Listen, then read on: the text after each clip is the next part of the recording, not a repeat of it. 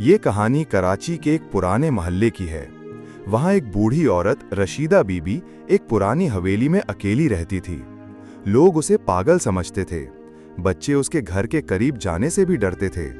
मोहल्ले में मशहूर था कि इस हवेली में जिन्नात रहते हैं। रात को वहाँ से चीखने की आवाज़ें आती थीं, लेकिन कोई भी अंदर जाकर हकीकत जानने की हिम्मत ना करता था। कुछ लोगों का कहना था कि रशीदा बीबी ने अपने शौहर और बेटे को कत्ल कर दिया है। कुछ कहते वो जादू टोना करती है, लेकिन असल हकीकत किसी को मालूम ना थी, सिर्फ रशीदा जानती थी। एक दिन मोहल्ले में एक नया किराएदार आया। उसका नाम अली था। वो नौजवान और निडर था। अली सहाफत का तालिब इल्म था। वो सच जानने का शौक रखता था। जब उसने रशीदा बीबी के बारे में सुना तो उसका तजस्सुस बढ़ गया। वो जानना चाहता था कि लोग एक अकेली औरत से इतना क्यों डरते हैं। एक शाम अली रशीदा बीबी के दरवाजे पर गया। उसने दरवाजा खटखटाया। कुछ देर बाद एक कमजोर आवाज आई, कौन है? अली ने नरमी से कहा, बीबी जी, मैं नया आया हूँ, आपसे मिलने आया हूँ। रशीदा बीबी ने दरवाजा खोला। वो कमजोर, थकी हुई और गमज़दा दिखाई दे रही थीं। अली ने उनसे बातचीत शुरू की। रशीदा बीबी शुरू में खामोश रहीं, लेकिन आहिस्ता आहिस्ता वो अली से खिलने लगें। वो उसे चाय पिलातीं, पुरानी तस्वीरें दिखातीं और अपने माजी की बातें सुनातीं। अली को लगने लगा कि वो एक आम सी दुख भरी औरत हैं। उनकी आंखों में दर्द और तन्हाई छुपी थी। फिर एक रात कुछ अजीब हुआ। अली और रशीदा बीबी बैठे चाय पी रहे थे।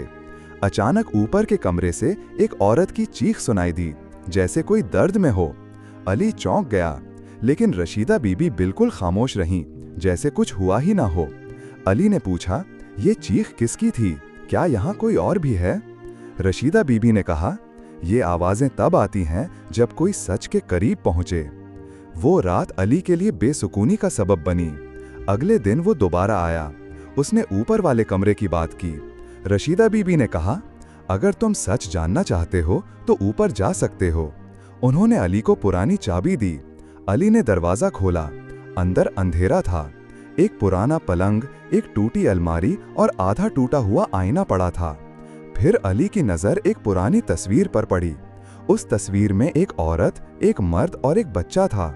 वो बच्चा हैरत अंगेज तौर पर अली से मुशाबे था। अली ने तस्वीर उठाई और पूछा, ये बच्चा कौन है? रशीदा बीबी की आंखें नम हो गईं। उन्होंने कहा, ये मेरा बेटा हसन है और ये मेरे शौहर इफ्तिकार हैं। अली हैरान रह गया, लेकिन ये बच्चा तो बिल्कुल मेरे जैसा है। रशीदा बीबी ने धीरे से कहा, तुम ही हसन हो, मेरा बेटा। अली का दिल रुक सा गया। ये कैसे हो सकता है? रशीदा बीबी ने उसे अपनी कहानी सुनाई। 25 साल पहले उनके शौहर इफ्तिकार ने एक अमीर औरत से ताल्लुकात बना लिए थे। जब रशीदा को पता चला तो इफ्तिकार ने उसे मारने की कोशिश की। उनके बेटे हसन ने बीच बचाव किया, लेकिन वो जख्मी हो गया। इफ्तिकार ने हसन को उठाकर घर से बाहर फेंक दिया। रशीदा को कमरे में बंद कर दिया। इसी रात मोहल्ले में आग लग गई। रशीदा बेहोश हो गई। जब होश आया तो सब कुछ जल चुका था। हसन गायब था।